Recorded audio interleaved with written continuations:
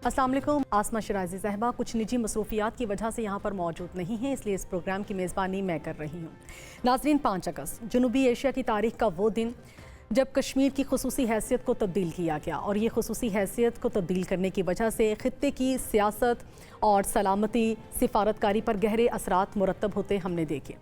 5 अगस्त 2019 को भारत की जानिब से जम्मू कश्मीर की खुसूसी हैसियत को, खुसूसी आइनी हैसियत को ख़त्म कर दिया गया था।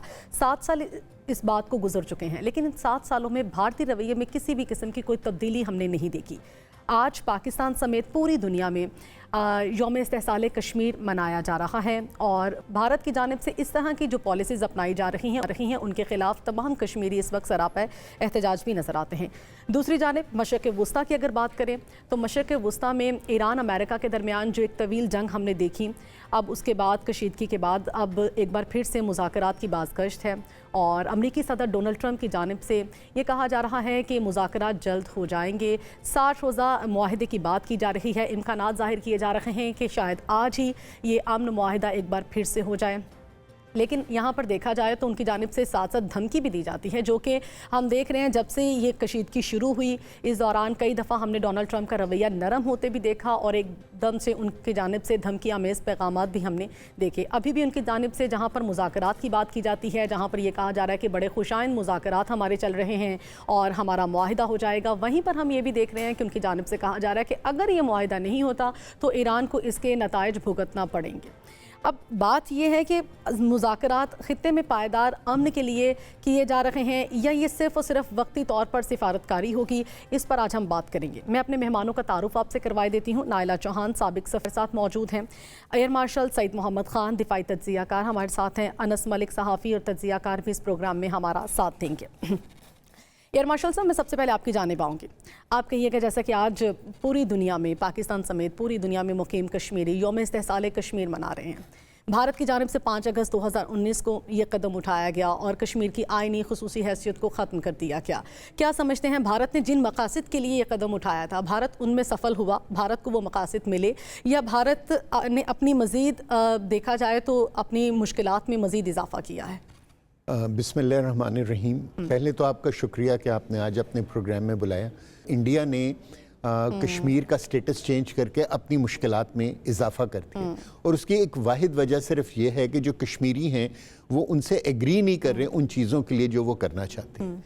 देखिए, जब 5 अगस्त 2019 को उन्होंने आर्टिकल 370 अपने कॉन्स्टिट्यूशन का उसको एब्रोगेट किया था, तो उसके बाद उन्होंने 2 मेजर स्टेप्स लिए। एक तो उन्होंने जो इंडियन ऑक्यूपाइड कश्मीर है उसके स्टेटस को तब्दील करके उसको 2 फेडरली एडमिनिस्ट्रेड एरियाज़ में तब्दील कर दी, यानी कि जम्मू एंड कश्मीर एंड लद्दाख, ठीक है ना। और दूसरा, उन्होंने जो सबसे ज़्यादा जो नुकसानदेह अमल किया वो ये किया कि उन्होंने इजाज़त दे दी एक ऑर्डिनरी इंडियन को कि वो कश्मीर के अंदर ज़मीन ख़रीद सकता है और वहाँ की का डोमिसाइल हासिल कर सकता है। सो बेसिकली उनका मकसद ये था कि कश्मीरी, जो कि एक बहुत लिमिटेड तादाद में, सिर्फ लाखों में है, वो ना तो over a period of time India से लोगों को कश्मीर में शिफ्ट किया जाए और वहाँ की डेमोग्राफी ही तब्दील कर दी जाए, ठीक है ना। लेकिन फॉर्चुनेटली फॉर द कश्मीरीज के जो इस वक्त वहाँ के जो बच्चे हैं, ख़ास तौर पर जो इंडिपेंडेंस मूवमेंट्स वहाँ चल रही हैं, वो हरगिज़ इंडिया की इस रास्ते से बिल्कुल एग्रीड नहीं करती। और जिस तरह हमने देखा है कि पिछले 3-4 साल में इंडियन गवर्नमेंट की, ख़ास तौर पर बीजेपी और आरएसएस की पॉलिसीज़ को जिस तरह इंडियन अवाम ने रद्द किया है, इसी तरह हम ये भी देख रहे हैं कि उनकी इन पॉलिसीज़ को कश्मीरियों ने रद्द किया है, और कश्मीर के अंदर मसाइल बजाय हल होने के बढ़ते चले जा रहे हैं। बिल्कुल। और एयर मार्शल साहब, हमने ये भी देखा जैसे कि कश्मीर को तो उन्होंने अपना अंग बताने की पूरी कोशिश की, और इसीलिए वो कहते हैं कि हमने इनकी आइनी खुसूसी हैसियत को भी ख़त्म किया कि ये भारत का हिस्सा है, और वाज़े तौर पर हम दुनिया को दिखाना चाहते हैं कि हम इनके साथ बहुत लॉयल हैं। लेकिन हमने देखा कि किस तरह से कश्मीरी स्टूडेंट्स जो कि भारतीय यूनिवर्सिटीज़ में पढ़ते हैं उन पर जिस तरह से तशद्दुद किया जाता रहा, ये वाक़यात सामने आते रहे। तो भारत अपनी इन पॉलिसीज़ में बैकफुट पर नहीं जाता, बिल्कुल मतलब वो जुल्म भी करता है और कहता है बर्दाश्त भी करो, और ये भी कहता है कि हम इनके हकूक़ के लिए बात कर रहे हैं। एक्चुअली जब से बीजेपी की हुकूमत आई है, ऑलमोस्ट 14 साल हो गए हैं उस बीजेपी की हुकूमत को इंडिया में, अगर आप ये देखें तो आप ये देखेंगी कि पहले जो था ना, लोग बीजेपी से डरते थे, लेकिन अब जो है ओवरऑल जो अब जेन ज़ी है ना, वो प्राइम मिनिस्टर मोदी की पॉलिसीज़ के ख़िलाफ़ खड़ी होना शुरू हो गई। इंडिया हमेशा अपने आप को कहता था कि हम सेकुलर मुल्क हैं और दुनिया की कोई भी मज़हब और जो है वो लोग आके इधर बड़े आराम से रह सकते हैं, लेकिन आपने देखा कि अब ये नहीं है। अब ऐसा नहीं, ठीक है ना। अब जो भी माइनॉरिटीज़ हैं, जिसमें सिख हैं, मुसलमान हैं, पारसीज़ हैं और क्रिश्चियंस हैं, ये चारों जो है ना, ये बहुत मुश्किल हालात से गुज़र रहे हैं। और क्योंकि मुसलमान इस वक्त सबसे बड़ी माइनॉरिटी हैं इंडिया में, सो वो खड़े भी हो रहे हैं सेंट्रल गवर्नमेंट के ख़िलाफ़ और उनके ऊपर जुल्म भी सबसे ज़्यादा हो रहा है। सो जो आपने जिस चीज़ की तरफ निशानदेही की, वो बेसिकली उसी हिंदुत्वा पॉलिसी का एक तसलसल है कि जिसमें मुसलमान स्टूडेंट्स जो हैं वो जहाँ भी हों, बेशक वो कश्मीरी हों, बेशक वो सेंट्रल इंडिया या अपर इंडिया के हों, नॉर्दर्न इंडिया के हों, उनको जो है ना बहुत बुरे तरीके से इंडिया में अब ट्रीट किया जा रहा है। अब मुसलमानों को तो आप छोड़ दें, आप ये देखें कि सिखों के साथ और क्रिश्चियंस के साथ कितनी वहाँ ज़्यादती हो रही है। सो स्लोली एंड ग्रेजुअली जो नई जनरेशन है इंडिया में, वो खड़ी हो रही है। और अभी हमने 1-2 हफ्ते पहले ही देखा कि किस तरह जेन ज़ी ने 50 सिटीज़ के अंदर मुजाहरा करके अपने मुतालबात को मनवाया। सो ये एक जब उन्होंने अपने धरने को ख़त्म किया तो वो एक्चुअली इख्तिताम नहीं था उनके खड़े होने का, बल्कि एक्चुअली अब आगाज़ है कि उन्होंने अब ये देख लिया है और कि हम जो हैं, क्या कहते हैं, अगर सेंट्रल गवर्नमेंट के ख़िलाफ़ खड़े होंगे तो ये बैक डाउन भी करेंगे जी। और आप ये देखिएगा कि जैसे जैसे आगे वक्त गुजरेगा, सेंट्रल गवर्नमेंट जो है प्राइम मिनिस्टर मोदी की, वो वीक से वीक होती चली जाएगी। और इसका रिज़ल्ट दुनिया में भी है। देखें, दुनिया में 2 कंट्रीज़ जो हैं वो अपनी पॉलिसीज़ की वजह से बहुत ज़्यादा नुकसान उठा रही हैं। एक इज़राइल है और एक इंडिया है। सोशल मीडिया की वजह से जो आप पहले चीज़ें छुपा लेते थे या जो आप नैरेटिव से चीज़ों के ऊपर कवर अप उनको कर लेते थे, अब आप वो नहीं कर सकते, क्योंकि सोशल मीडिया जो है उसके अपना एक पॉइंट ऑफ व्यू होता है और वो अपने जो ऑडियंस को अपने तरीके से कन्विंस करती है। सो इस वक्त जो जेन ज़ी है इंडिया में, वो बहुत एक्टिव है और प्राइम मिनिस्टर मोदी के ख़िलाफ़ है। बिल्कुल, आप ठीक कह रहे हैं। अनस मलिक साहब, मैं आपकी जानिब आऊँगी। आप कहिएगा, आप किस तरह से देख रहे हैं, आज यौम इस्तेहसाल कश्मीर मनाया जा रहा है और भारत को जिस तरह से पूरी दुनिया में रसवाई का सामना गुज़श्ता साल मार्का हक़ के बाद नज़र आया, क्योंकि जो पहलगाम का वाक़या रचाया गया, वहाँ पर सिक्योरिटी आपकी, फोर्सेस आपकी, और इतनी ज़्यादा सिक्योरिटी के बावजूद वहाँ पर एक वाक़या होता है और उसका इल्ज़ाम पाकिस्तान पर लगा दिया जाता है। और जब पाकिस्तान ने इंक्वायरी का बोला कि हम ओपन इंक्वायरी की इजाज़त देते हैं या ख़ुद भी इनके साथ शामिल होते हैं, तो उन्होंने उससे इनकार किया और उसके बाद पाकिस्तान पर अटैक किया। और पाकिस्तान ने जब जवाबी रद्द-ए-अमल दिया तो भारत को हमने सिमटते भी देखा और पूरी दुनिया में इसकी रुसवाई भी देखी। आप इस सारी चीज़ को किस तरह से इससे रिलेट कर सकते हैं कि यौम इस्तेहसाल कश्मीर के मौके पर हम कश्मीरियों के साथ मौजूद हैं, कश्मीरियों के साथ हम उनके हकूक़ के लिए आवाज़ भी बुलंद करते हैं, लेकिन इन सारे सिचुएशन में भारत किस हद तक सिफारती तन्हाई का शिकार हुआ है? थैंक यू सो मच, बहुत बहुत शुक्रिया for having me on the show. देखें, 5 अगस्त 2019 से लेके 5 अगस्त 2026 तक का जो सफ़र है, उसमें अगर एक चीज़ हमें बड़ी क्लियर नज़र आती है, वो पाकिस्तानी सिफारतकारी है, जिसने जिस तरह से भारतीय चेहरा जो है उसको अयां किया है। पाकिस्तान की वज़ारत ख़ारजा, पाकिस्तान की जो पाक फ़ौज के शोबा ताल्लुकात आमा हैं, ISPR, और जो मुख्तलिफ़ आर्म्स हैं स्टेट के, जिस तरह से इस पूरे एक यकजा नैरेटिव हमें सामने आया है कि जहाँ पर कश्मीरियों के ऊपर जो बर्बरियत रचाई जा रही है, आज भी रचाई जा रही है भारत की जानिब से। सबसे ज़्यादा दुनिया का सबसे हैवी मिलिटराइज जोन है, 8 से 10 लाख फ़ौजी वहाँ पे तैनात हैं। हर 23 फीट पे अगर आप एनालाइज़ करें तो हर 23 फीट के ऊपर आपको एक फ़ौजी नज़र आएगा रकबे के हिसाब से। तो और उसके बाद आपने 2025 की एग्जांपल दी जो मार्का हक हुआ और पाकिस्तान ने जिस तरह जवाब दिया, मेरे ख्याल से एक चीज़ उस पूरी इवेंट ने बड़ी क्लियर वाज़े कर दी थी कि पाकिस्तान ख़ित्ते में नेट सिक्योरिटी स्टेबलाइज़र ہے بالکل اور پاکستان صرف لفظوں کی حد تک نہیں ہے. بھارت اپنے آپ کو کسی طرح پورٹری یا پروجیکٹ کرنا چاہتا تھا کہ وہ ایک طرح سے خطے کا چودھری بننا چاہتا ہے. لیکن بھارت کی جو تھوڑی بہت ساکھ تھی وہ بھی ہم نے اس کے عمار کے حق کے بعد بالکل ختم ہوتی دیکھی ہے. بالکل پوری طرح سے ملیمیٹ ہو گئی. اور یہی وجہ ہے کہ دنیا کا پھر پاکستان کی طرف کانفیڈنس اور پاکستان کو جس طرح سے فیلڈ مارشل سید عاصم منیر نے لیڈ کیا تو اس تناظر میں پاکستان کو زیادہ سیریسلی اس طرح سے لیا گیا کہ جہاں پہ ملٹری ڈپلومیسی بھی تھی, کنونشنل ڈپلومیسی بھی تھی, اور اسی کا ایک نچوڑ پھر اب دیکھ رہے ہیں کہ پاکستان کی جو اب انٹرنیشنل رینکنگ ہے وہ اس جو 2025 مئی سے پہلے اور 2025 مئی کے بعد اس میں بہت زیادہ فرق نظر آتا ہے. بالکل بہت زیادہ فرق نظر آتا ہے. مزید بات کریں گے لیکن ایک بریک کے بعد.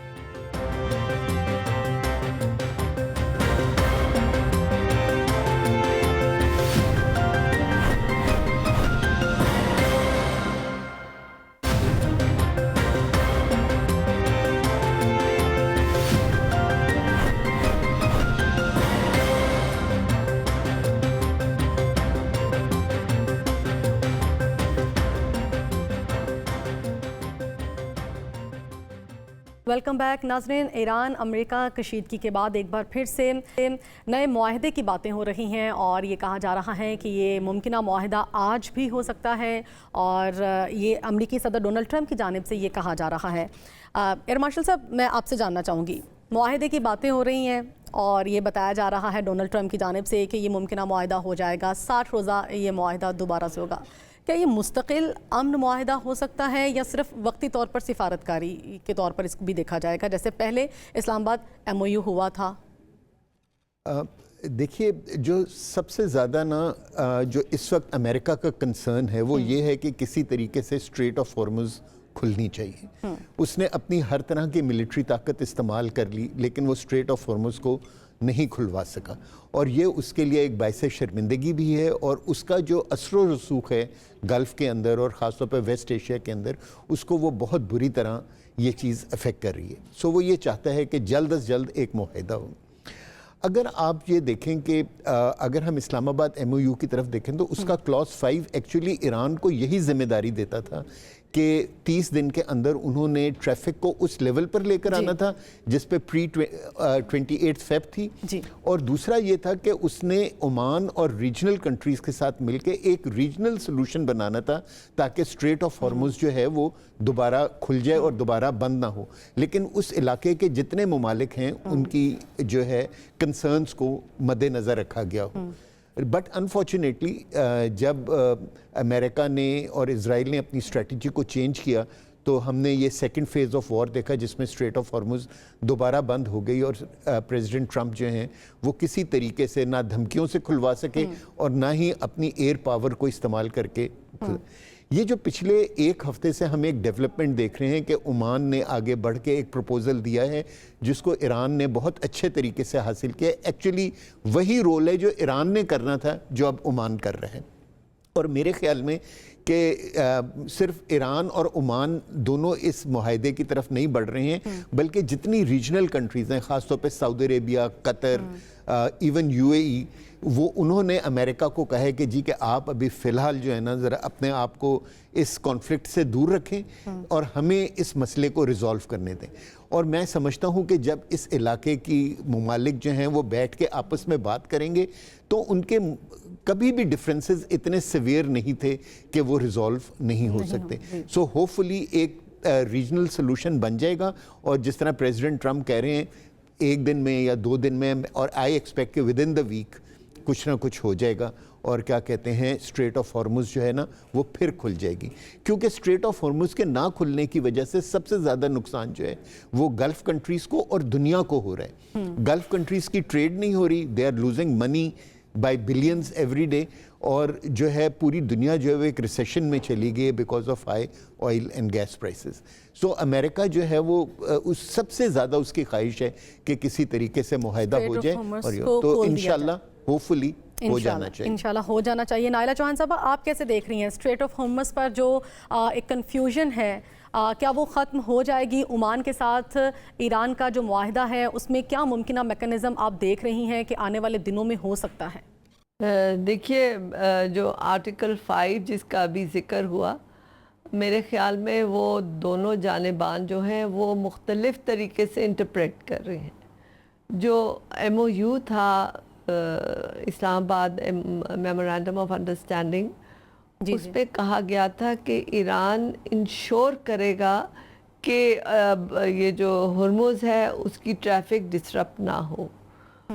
تو ایران نے اس کو انٹرپریٹ کیا کہ یہ انشور کرنے کا مطلب ہے کہ ایران کو ٹھیکیداری دے دی گئی ہے اسٹریٹ آف ہرمز کی, جبکہ امریکہ کی انٹرپریٹیشن تھی کہ جب انہوں نے کہا کہ ایران انشور کرے گا یعنی ایران وہاں شرارت نہیں کرے گا اور ہماری ٹریفک جائے گی.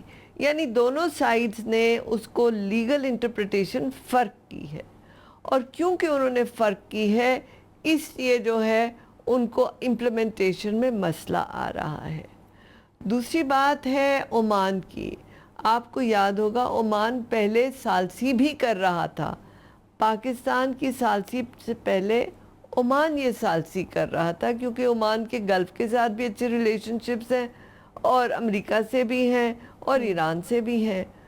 تو امریکہ کی یہ کوشش ہے کہ جو ہرمز اسٹریٹ ہے اس میں جو ایرانی واٹرز ہیں ان کو ایوائڈ کر کے تو گلف آف عمان سے گزرا جائے. تو وہ ایک نیا میکنزم لانا چاہ رہے ہیں جس میں وہ ایران کو مارجنلائز کرنا چاہتے ہیں, جو ایران کبھی ہونے نہیں دے گا.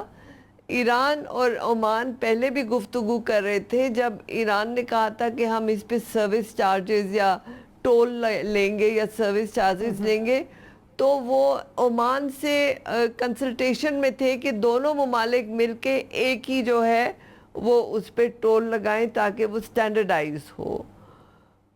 تو اس میں ابھی نیگوسیشن میں کوئی پیش رفت ایز سچ نہیں ہوئی. تو امریکہ نے یہ عمان کو انکریج کیا کہ آپ گلف آف عمان کو کھول دیجئے تاکہ وہاں سے ٹریفک گزر سکے. لیکن جانا پھر بھی انہیں وہ جو بیکاز ایک ہے ٹیریٹوریل واٹرز آف ایران, پھر اس کے بعد جو ہے جو کہ انٹرنیشنل شپ وے بھی ہے, پھر اس کے بعد جو ہے ہرمز اسٹریٹ ہے جہاں پہ بیچ میں مائننگ ہوئی بھی ہے تو وہاں سے نہیں ٹریفک گزر سکتی. اور پھر انہوں نے ایک تیسرا نکالا ہے جس سے کہ ایران کے جو ہے واٹرز سے وہ باہر آ جاتے ہیں, لیکن وہ جو ہے وہاں پہ ٹرانزٹ مشکل ہے. سو ایک تو یہ ایشو ہے. دوسری طرف سعودی عربیہ کے لیے یہ مشکل ہو گئی, وہ پہلے بھی ایران سے کوئی زیادہ کانفیڈنٹ تو نہیں تھے, تو انہوں نے اسٹریٹ آف ہرمز کے بجائے اپنا باب المندب میں جو ہے پائپ لائن بچھا کے وہاں سے وہ تیل نکال رہے تھے. لیکن اب جب ہوتیز کے ساتھ ان کی جنگ دوبارہ شروع ہوئی جی تو انہوں نے ہوتیز نے وہ ان کو بلاک کر دیا ہے. کانسیکوینٹلی سعودی عربیہ دونوں طرف سے جو ہے وہ بند ہو گیا ہے, جو اس کے لیے اب بہت مشکل ہو گیا کیونکہ ان کی تجارت بہت منیمل ہو گئی ہے. باب المندب سے پھر بھی کچھ شپس جا رہے ہیں لیکن جو ان کی نارمل فلو تھی وہ ٹوٹلی ڈسرپٹ ہو گئی ہے, جس کی وجہ سے ان کو ایک بہت بڑے اقتصادی بحران اور ایم بی ایس کا جو ویژن 2030 تھا اس پہ افیکٹ ہو رہا ہے. سو اس وقت سچویشن بہت گمبھیر ہے. میرا نہیں خیال ہم کوئی اس پہ ایک حتمی قسم کا تجزیہ دے سکتے ہیں, اور اس میں اگر جس طرح آپ نے بھی ذکر کیا اور بات بھی ہو رہی ہے کہ امریکہ چاہ رہا ہے کسی نہ کسی طریقے سے ہرمز کھل جائے اور اس کے لیے وہ ایران سے بات کرنا چاہتا ہے, لیکن اسرائیل کبھی نہیں ہونے دے گا. اور اس وقت اسرائیل کے لیے سب سے بڑی دشواری ہے کہ ان کی الیکشنز جو ہیں وہ اکتوبر میں آ رہی ہیں نیتن یاہو کی, اور یہ سیاستدان تو اپنی کرسی کے لیے ساری دنیا قربان کر دیں گے, عوام تو کیا. اب وہ چاہتا ہے کہ یہ ادھر تخریب کاری رہے تاکہ اس کے عوام اس کو ووٹ دیں. اگر اس کو ووٹ نہیں ملتا تو وہ الیکشن کے بعد سیدھا جیل جائے گا, کیونکہ وہ پھر پرائم منسٹر نہیں رہے گا, تو اس کی وہ جو امیونٹی ہوتی ہے جو ہیڈ آف اسٹیٹ یا ہیڈ آف گورنمنٹ کی ہوتی ہے وہ ختم ہو جاتی ہے. لیکن عائلہ صاحبہ ہم نے دیکھا کہ اسرائیل کے اندر سے بھی یہ آوازیں اٹھتی ہیں, اسرائیل کے اندر سے ہم نے یہ آوازیں اٹھتی دیکھی ہیں کہ وہ بھی اب یہ جو جنگ اسرائیل کی جانب سے غزہ پر مسلط کی گئی, فلسطین کے اندر جو ہوا, وہ اپنی حکومت کو ذمہ دار ٹھہراتے ہیں کسی حد تک. دیکھیے اسرائیل کے اندر سے بہت سی آوازیں نکلیں گی کیونکہ ابھی الیکشنز ہیں اور الیکشنز میں جو ہے اپوزیشن کا ایک اور ایجنڈا ہوتا ہے اور رولنگ گورنمنٹ کا. آپ ماشاءاللہ ڈیموکریسی میں رہ رہے ہیں, آپ کو پتہ ہے یہاں پہ ہر پارٹی کی ایک الگ جو ہے وہ کہانی ہوتی ہے. سو وہ آوازیں نکل رہی ہیں. You shouldn't take it seriously. What is important is what they are going to do. کیونکہ اب نیتن یاہو کا جو اپوننٹ ہے جو زیادہ کہہ رہے ہیں کہ ہی از اے رنرز اپ, امید ان کو ہے, ان لوگوں کو ہے کہ وہ شاید جیت جائے, تو وہ آئی ڈی ایف کا فارمر جنرل ہے. تو آپ سوچیں کہ آئی ڈی ایف کا فارمر جنرل اگر آتا ہے تو وہ کس محبت سے غزہ میں کام کرے گا یا ایران کے ساتھ کام کرے گا. تو اس وقت جو ہے I think it's too early to make any predictions about it. ٹھیک, انس ملک آپ کہیے گا, پاکستان, قطر اور عمان جس طرح سے ثالثی کا کردار ادا کر رہے ہیں, کوششیں ان کی جانب سے کی جا رہی ہیں, یہ کس حد تک مؤثر رہا ہے اس ساری صورتحال میں جو ابھی تک ایران اور امریکہ کے درمیان کشیدگی رہی ہے؟ دیکھیں, پاکستان کا جو رول ہے وہ ایک سینٹر رول ہے اس پورے پروسیس میں, لیکن پاکستان اپنے رول کو سینٹر کے طور پہ دکھانا نہیں چاہتا. اس کی وجہ یہ ہے کہ پاکستان ایک کنونشنل میڈیٹر نہیں رہا ہے. پاکستان کے لیے معاملہ پرائڈ کا نہیں ہے بلکہ ریجنل سٹیبلٹی کا ہے. اس نے کوئی as a country as mediators کوئی تاج نہیں پہنا. کنونشنل میڈیٹرز خطے کے اور ممالک رہے ہیں. Saudi Arab has been a conventional mediator, Qatar has been a conventional mediator, China has been a conventional mediator, Switzerland has been a conventional mediator. Pakistan has not been a conventional mediator. اور اسی وجہ سے پاکستان کا focus substance کے اوپر ہے نہ کہ ہیڈ لائنس ڈپلومیسی کے اوپر ہو. یہی وجہ ہے کہ پاکستانی ذرائع یا پاکستانی سورسز کی جانب سے کوئی بات نہیں کی جا رہی. وہ کہتے ہیں کہ جی یہ دو فریقین کے درمیان بات چیت ہے, ہم فیسیلیٹیٹ کر رہے ہیں, ہم میڈیٹ کر رہے ہیں, اور ہمارا کام یہی ہے کہ ہم چپ رہیں. اگر ہم یہ دیکھے گئے کہ ہم لیک کر رہے ہیں, کہ ہماری طرف سے کوئی بات آ رہی ہے, تو دونوں فریقین جو ہیں ان کا اعتبار ہم پہ ختم ہو جائے گا. اور دونوں فریقین کو پتہ ہے کہ پاکستان میڈیٹ کر رہا ہے اور پاکستان ہی ان کا بھروسہ ہے, ہمارے لیے وہی کافی ہے. پہلی بات یہ. دوسری یہ کہ جب سے ایسکیلیشن شروع ہوئی ہے 4 جولائی سے, پچھلے ماہ سے, تب سے لے کے اب تک پاکستان نے بیک چینلز کے تھرو بات چیت کا سلسلہ جاری رکھا ہے. اور یہی وجہ ہے کہ جب عمان میں جو پہلا دورہ ہوا اب سید عباس عراقچی کا, جو ایرانی وزیر خارجہ ہیں, 11 جولائی کو, میں اس وقت ایران میں موجود تھا, میں اپنے ادارے کی طرف سے کور کرنے گیا تھا فیونرل, اور کہ جو تینوں شہروں کے اندر. تو اس میٹنگ کو بھی بڑا سینٹر کرنے میں پاکستانی میڈیٹرز کا کردار تھا. حال ہی میں ہم نے دیکھا کہ ایرانی وزارت خارجہ کی جانب سے 2 بیان جاری کیے گئے کہ 24 گھنٹے سے کم ٹائم فریم کے اندر ایرانی وزیر خارجہ کی پاکستان کے army chief field marshal Syed Asim Munir سے بات چیت ہوئی. 24 گھنٹے سے کم کے عرصے میں 2 بار بات چیت ہوئی, اور اس کے بعد ان کی وزیر خارجہ پاکستان کے ڈپٹی وزیر اعظم اور وزیر خارجہ اسحاق ڈار سے بات چیت ہوئی, جس میں اسحاق ڈار نے ان کو انوائٹ بھی کیا. اب اگر میں آپ سے بات کروں, گزشتہ ہفتے پہلی مرتبہ ہم نے سنا تھا اس پورے پروسیس میں, پاکستانی وزارت خارجہ کے ترجمان نے اپنی بریفنگ میں بتایا تھا, طاہر حسین اندرابی نے, کہ اسٹریٹ آف ہارموز اور ڈی ایسکیلیشن دونوں کے اوپر علیحدہ بات چیت ہو رہی. اور وہ اس کے بعد پھر ہم نے دیکھا کہ قطری وزارت خارجہ کے ترجمان نے اس کو کنفرم کیا. اس وقت جب میں آپ سے بات کر رہا ہوں تو ایک فریم ورک کے اوپر بات ہو رہی ہے کہ اسٹریٹ آف ہارموز کو کھول دیا جائے. اس کے جس طرح سے رپورٹ ہو رہا ہے کہ 2 الگ واٹر ویز ہیں, ایران کی ٹریفک ایران کے ذریعے ایرانی واٹر ویز کے تھرو ٹریفک آئے اور عمانی واٹر ویز کے تھرو چلا جائے. 60 روز تک کوئی ٹول نہیں ہوگا. اور اس کے بعد فوکس کیا ہے؟ فوکس یہ ہے کہ 17 اگست سے پہلے ان دونوں فریقین کو دوبارہ نیگوشیٹنگ ٹیبل کے اوپر لایا جائے, تاکہ اسلام آباد MOU کے انڈر جو 60 روز کا جو ٹائم پیریڈ ڈیفائن کیا گیا تھا اس کو ایکسٹینڈ کر کے ڈیل کی طرف جایا جائے. اور میرے خیال سے مجھے حیرانگی نہیں ہوگی, جیسے ایئر مارشل صاحب نے بتایا, کہ اس ہفتے کے آخر تک جیسے وزیر خارجہ نے ایرانی وزیر خارجہ کو انوائٹ بھی کیا تھا. پرسوں آ رہے ہیں ایرانی وزیر خارجہ, ابھی تک ان کا دورہ کنفرم نہیں ہے, جب تک میں آپ سے بات کر رہا ہوں پرسوں کی بات کنفرم نہیں ہے, لیکن اس ہفتے کے آخر تک میں ضرور ہم ایکسپیکٹ کر رہے ہیں کہ ایرانی دورہ بھی اسی ثالثی کے تناظر میں اسی میں بالکل اسی ثالثی کے تناظر میں اسی سے اسٹرکٹلی اسی سے جڑا ہوا ہے. اور جیسے میں نے آپ کو بتایا کہ بارہا سے پاکستان بہت کوشش ہے, ایران اس بات کو کہہ رہا ہے کہ پاکستان واحد اور مین میڈیٹر اور واحد ثالث ہے اس پورے پروسیس کا, تو پاکستان اپنے رول کو بڑا کوششلی گارڈ کر کے چل رہا ہے. ٹھیک, اب ایئر مارشل صاحب آپ کہیے گا, یہ جو اسلام آباد MOU سائن ہوا تھا, کیا آپ سمجھتے ہیں کہ یہی دوبارہ سے بحال ہوگا یا کچھ نئے ارینجمنٹ سامنے آئیں گے؟ کیا کہیں گے اس پر؟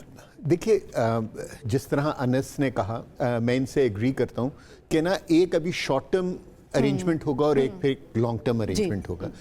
जो हम एक पीस डील की बात कर रहे हैं या एक फाइनल डॉक्यूमेंट की बात कर रहे हैं, शायद उसमें टाइम लगे, 2-3 महीने लगे, लेकिन जो इस वक्त पूरी दुनिया का और ख़ासतौर अमेरिका का कंसर्न है कि किसी तरह स्ट्रेट ऑफ हॉर्मुज़ खुल जाए, सो हम बहुत जल्द होपफुली स्ट्रेट ऑफ हॉर्मुज़ खुलता हुआ देखेंगे। देखिए, मैं इस चीज़ पे यकीन रखता हूँ एज अ मिलिट्री ऑब्जर्वर कि अगर इस कॉन्फ्लिक्ट के अंदर कोई बेनिफिशरी है तो वो सिर्फ इजराइल है, ठीक है ना। ये जो जंग लड़ी गई थी, ये अमेरिका की जंग तो कभी थी ही नहीं, ये इजराइल की जंग थी और अमेरिका उसकी मदद करने के लिए आया था। जो फर्स्ट फेज ऑफ जंग था जो जून तक था, उसके अंदर जो मेन ऑब्जेक्टिव था, बाकी जो हमने 3-4 जो सुनते रहते थे हम, जिस पे बहस भी करते रहते, तो वो तो अपनी दूसरी चीज़ें हैं, लेकिन मेन ऑब्जेक्टिव था कि किसी तरह ईरान को सरेंडर कराना है, ईरान को सरेंडर, ठीक है ना। लेकिन जब उन्होंने देखा कि वो ऑब्जेक्टिव अचीव नहीं हुआ और गल्फ कंट्रीज थोड़ी सी अनर्व होना शुरू हुई, तो उन्होंने इजराइल को अलग कर दिया अमेरिका ने, और ख़ुद इस थिएटर को संभाल लिया। लेकिन इजराइल ने दूसरे थिएटर में जाके पिछले 5 से 6 हफ्तों के अंदर जो है 5 कंट्रीज़ के अंदर अपनी ज़मीन को बढ़ाया है।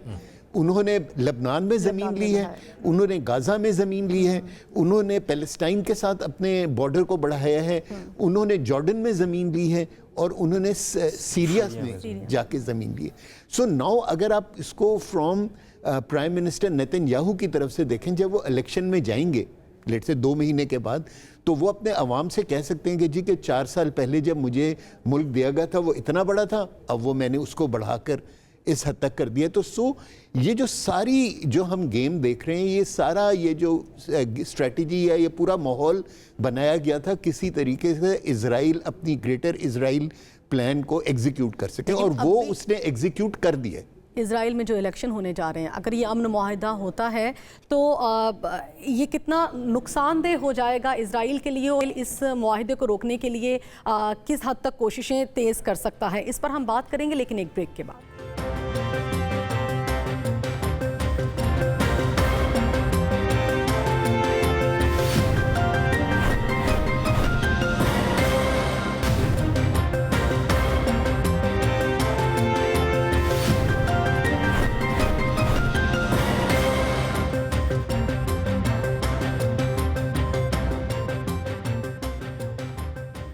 Welcome back. नाइला साहबा, मैं आपसे ये जानना चाहूँगी, मुज़ाकरात की बातें तो की जा रही हैं और मुआहिदे की बात भी की जा रही है, लेकिन जब इस्लामाबाद में जो MOU साइन हुआ था उसके बाद भी ये कहा जा रहा था कि ये मुआहिदा अब रहेगा और चीज़ें बहुत ही नॉर्मल हो जाएंगी, माहौल बहुत इन्वायरमेंट जो है वो बहुत ही नॉर्मल हो जाएगा। लेकिन उसके बाद हमने देखा कि दोनों फरीकैन की जानिब से एक दूसरे पर इल्ज़ामात लगाए गए कि उन्होंने मुआहिदे की पासदारी नहीं की। ईरान की जानिब से कहा गया, अमेरिका की जानिब से कहा गया कि ईरान ने मुआहिदे की पासदारी नहीं की। तो क्या समझती हैं, अभी जो मुज़ाकरात हैं, अगर ये कामयाब हो जाते हैं तो इसका क्या असर हो सकता है, और अगर ये मुज़ाकरात नाकामी की तरफ चले जाते हैं तो जैसे कि डोनाल्ड ट्रंप की जानिब से धमकियां दी जा रही हैं कि इसका ज़िम्मेदार ईरान होगा और पहले से भी ज़्यादा नुकसान उठाएगा, आप इस पर कैसे देख रही हैं? क्या ईरान किसी अपने जौहरी प्रोग्राम में मज़ीद कोई रियायत दे सकता है, मुआहिदा कामयाब हो जाएगा, और अगर नहीं होगा तो क्या होगा? जी, मैंने उस वक्त भी कहा था कि इस मुआहिदे की पायदारी पे ज़्यादा हमें उम्मीदें नहीं डालनी चाहिए, क्योंकि आप देखिए JD वैंस ने ख़ुद एक इंटरव्यू में कहा था कि हमने तो सिर्फ ये मुआहिदा किया था कि एक ब्रीदिंग स्पेस मिल जाए और दुनिया में पे जो इकोनॉमिक प्रेशर पड़ रहा है वो स्टीम आउट हो जाए और हमें टाइम मिल जाए ज़्यादा तबाहकुन जंग करने का। तो वो तो नीयत थी ही नहीं। तो उस वक्त भी मैंने आपके प्रोग्राम में भी कहा कि इस मुआहिदे पे हमें ज़्यादा उम्मीदें नहीं डालनी चाहिए, उम्मीदें नहीं बांधनी चाहिए। और ईरान जो था उस वक्त भी कहता था कि वो जंग बंदी नहीं चाहता, वो जंग ख़त्म करना चाहता है। जंग बंदी इज़ अ पॉज, और ये उससे पिछली जो है साल 12 दिन की जंग में भी ये अच्छा जो है वो नसीहत हो गई थी कि ये जब भी जंग बंदी करते हैं वो दोबारा फिर आके हमला करते हैं, तो वो जंग बंदी नहीं चाहता, जंग ख़त्म करना चाहता है। और अमेरिका और इज़राइल जो है وہ ٹائم لینا چاہ رہے ہیں کیونکہ امریکہ میں بھی مڈ ٹرم پولز نومبر میں آ رہے ہیں اور ٹرمپ صاحب کا بھی جو وہ ریٹنگ ہے وہ کوئی زیادہ اونچی نہیں ہے. سو دونوں نیتن یاہو اور ٹرمپ صاحب فور مختلف وجوہات وہ نہیں چاہتے کہ جنگ ختم ہو. وہ جنگ بندی چاہتے ہیں, ٹائم لینا چاہتے ہیں تاکہ ان کی الیکشنز میں بھی انہیں کامیابی ہو جائے اور وہ اپنا ہدف بھی حاصل کر رہے ہیں. سو میں زیادہ اس پہ امید نہیں رکھوں گی. یہ اور بات ہے کہ اب ایران پہ ڈیپینڈ کرتا ہے کہ وہ کس حد تک اس آنسلاٹ کو ڈیل کر سکے گا, اور پھر گلف کنٹریز کو جو ایک ایگزسٹینشل چیلنج ہو گیا ہے انہوں نے اس کو کس طرح سے ڈیل کرنا ہے, کیونکہ جی سی سی اب وہ جی سی سی نہیں رہا جو کہ 28 فروری سے پہلے تھا. اب جو ہے ان کے اندر بھی دراڑیں پڑ گئی ہوئی ہیں اور وہ کس طرح سے اپنی دراڑوں کو ڈیل کرتے ہیں, اور اس میں پھر آپ کے اوپر جو اثر ہوگا وہ آپ کی جو ڈائسپورا ہے, جو آپ کی ریمیٹنسز وہاں سے آتی ہیں, اس پہ آپ پہ اثر ہوگا.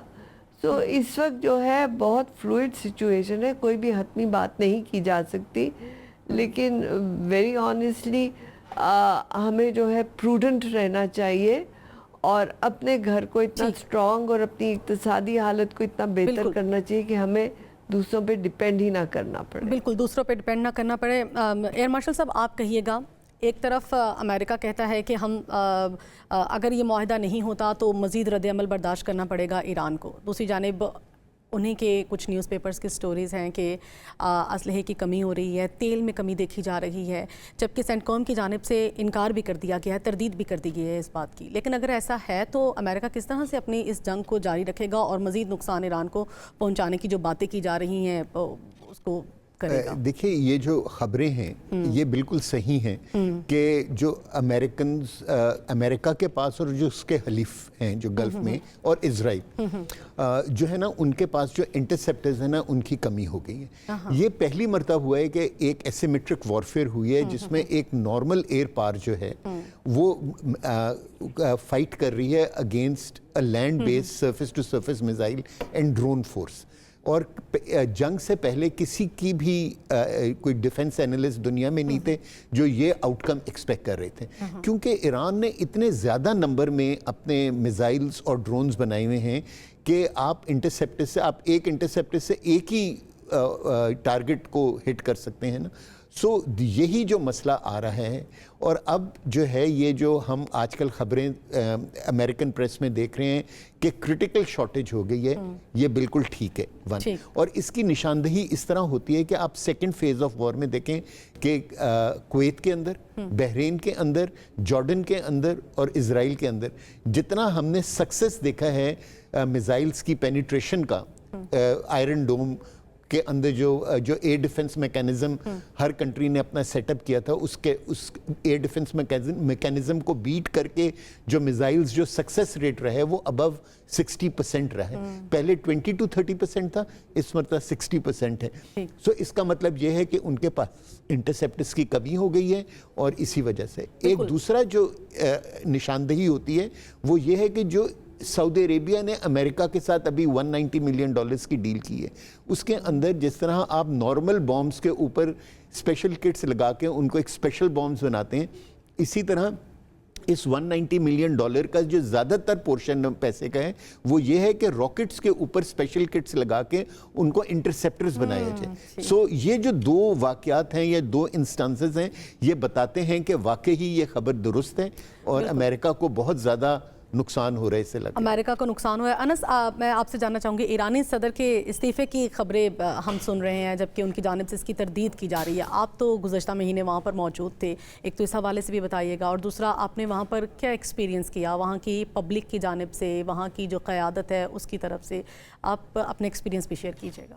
دیکھیں, پبلک میں غصہ تو پایا جاتا ہے بہت زیادہ, اور وہ یہی بات ہے کہ ایرانی عوام کے لیے جنگ کبھی ختم نہیں ہوئی.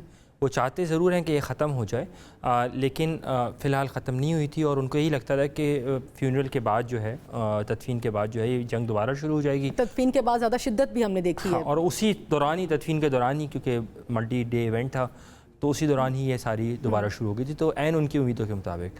جہاں تک آپ نے ایرانی صدر کے استعفے کی بات کی، پہلے چہمہ گوئیاں اس کے متعلق ہوئی ہیں، ابھی انہوں نے ریٹیریٹ کیا ہے، اور میرے خیال سے وہ اس پوزیشن میں اس وقت نہیں ہیں کہ چاہیں گے کہ وہ ریزائن کریں. نہ جو ایرانی رجیم جس طرح کہتے ہیں یا سپاہ جو ہے رہبر بشمول رہبر سید جو آیت اللہ مجتبیٰ خامنہ ہیں، وہ چاہیں گے کہ کسی طرح کی پولیٹیکل انسٹیبلٹی ہے، کیونکہ آلریڈی اکنامک انسٹیبلٹی ہے. بٹ ایک آخری کامنٹ، دو آخری کامنٹس رادر، کہ ایک ایرانی عوام پاکستان کے رول کے بہت زیادہ معترف ہیں، بہت زیادہ تھینکفل ہیں. پاکستان کے فیلڈ مارشل سید عاصم منیر اور پاکستان کے وزیر اعظم شہباز شریف کے نام بہت کامن نیمز ہیں وہاں پر جب بھی آپ کسی سے انٹریکٹ کریں. اور دوسرا یہ کہ میں جو پہلے بات کر رہا تھا کہ پاکستان اگر کنونشنل میڈیٹرز نہیں رہے تو پاکستان کے لیے کیا ہے اس پوری میڈیشن سے، وہ خطے میں اسٹیبلٹی ہے، اور خطے میں اسٹیبلٹی کی وجہ سے اس کی اپنی اسٹیبلٹی بھی آئے گی، انفلیشن نیچے جائے گی، آئل پرائسز نیچے جائیں گی. تو پاکستان کا سب سے بڑا اسٹیک اس لیے اس میڈیشن سے جڑا ہوا ہے، اور پاکستان اس لیے اپنے ایفرٹس کو ہیڈ لائن ڈپلومیسی سے نکل کے مور سو جو جسے کہتے ہیں نا کانکریٹ میسیجنگ یا کانکریٹ ریزلٹس کی طرف فوکس کر رہا ہے. ایرانی قیادت کے اندر پالیسی اختلافات بھی موجود ہیں. پالیسی اختلافات تو ہیں لیکن ہمیں نظر نہیں آتے اس طرح سے. ہاں اب دیکھنا یہ کہ اس 60 روز سے جو ڈیل جس طرح سے اسٹریٹ آف ہارموز کی ری اوپننگ کی بات ہو رہی ہے وہ کھلے گی supreme national security council convene جب ہو جاتی ہے. کہا یہ بتایا جا رہا تھا کہ پچھلے اتوار کو ہو جانی تھی، اور شاید اس لیے منگل تک گمان یہ ظاہر کیا جا رہا تھا کہ نیا ایگریمنٹ سائن ہو جائے گا، لیکن اب تک وہ نہیں کنوین ہوئی ہے، اس کی وجہ سے یہ سائن نہیں ہوا ہے. تو میرے خیال سے اس ہفتے کے آخر تک یہ معاملات ڈل جائیں گے، ختم ہو جائیں گے. بالکل اس ہفتے کے اینڈ تک معاملات سارٹ ہو جائیں گے. ہم یہی کوشش کر بھی رہے ہیں، پاکستان کی کوششیں پوری دنیا اس کی معترف ہے، اسی طرح سے ایران بھی پاکستان کی اس کوششوں کا معترف ہے اور پاکستان کا بڑا احترام بھی کرتا ہے کہ پاکستان نے اس مشکل وقت میں ایران کا ساتھ دیا ہے. اور انشاءاللہ یہی ہماری دعا بھی ہے کہ یہ جو معاہدہ ہے وہ پایہ تکمیل تک پہنچے، اور اس ہفتے کے اینڈ تک وہ تمام معاہدے کے اندر جو شرائط رکھی جا رہی ہیں ان کو مان لیا جائے اور یہ معاہدہ ہو جائے اور ایک بار پھر سے خطے کے اندر امن آ جائے. میں اس کے ساتھ اپنے مہمانوں کے ساتھ آپ سے اجازت لوں گی. اللہ نگہبان.